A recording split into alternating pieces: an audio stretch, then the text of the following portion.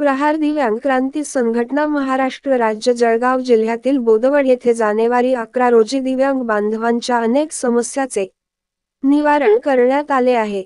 जिल्हा अध्यक्ष बाळासाहेब पाटील यांच्या आदेशान्वये शेतकरी आघाडीचे जिल्हा अध्यक्ष सुरेश दादा पाटील व प्रहार दिव्यांग क्रांती संघटनेचे जिल्हा उपाध्यक्ष दिनेश सैमिरे रावेर तालुका अध्यक्ष जितू सुधाकर कोळी यांनी बोदवड येथे जाऊन प्रत्येक दिव्यांग बांधवांच्या समस्या जाणून संबंधित अधिकारी यांना संपर्क साधून त्यांचे तक्रारीचे निवारण करण्यात आले आहे। तसेच बोदवड गटविकास अधिकारी यांना बोदवड ग्रामीण भागातील दिव्यांग बंधू भगिनी यांना पंतप्रधान आवास योजनाच्या परिपत्रकानुसार विनाअट घरकुल देणे व तहसीलदार यांना अंत्योदय रेशन कार्ड बद्दल व इतर अनेक समस्याबद्दल नगरपालिकेत जाऊन त्यांना हक्काचे घर मिळावे यासाठी तेथील सीओ मॅडम यांच्याशी भेट घेतली। त्यावेळी सीओ मॅडम हे वंदनीय बच्चूभाऊ यांच्या मतदारसंघातले अचलपूर येथील असून त्यांनी खूप छान प्रतिसाद दिला व प्रत्येक दिव्यांगास घरकुल देईल म्हणून असे आश्वासन दिले आहे। दिव्य महाराष्ट्र न्यूज करिता जितू कोळी बोदवड।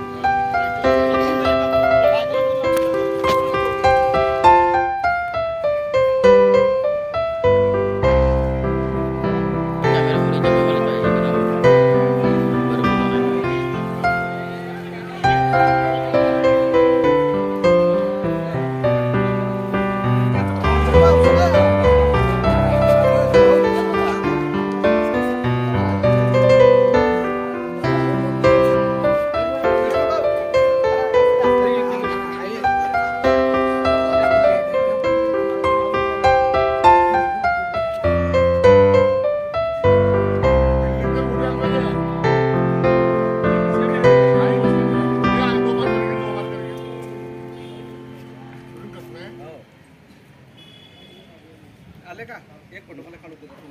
काढून घ्या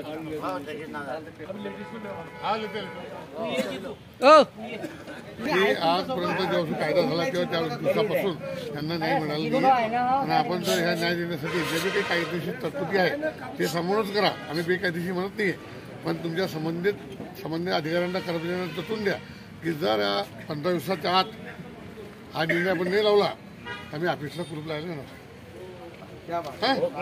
डायरेक्ट कुलूप म्हणजे कोणत्या कर्मचारी चांगला आमचा उग्र आमच्या अंगात काय उग्र आहे हे त्याशी दाखवून देऊ। बरोबर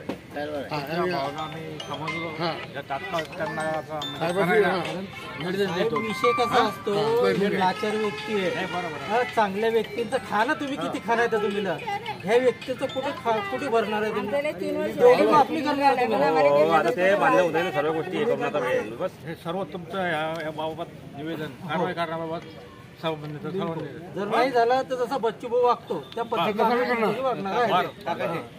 संबंधित पद अधिकारी म्हणून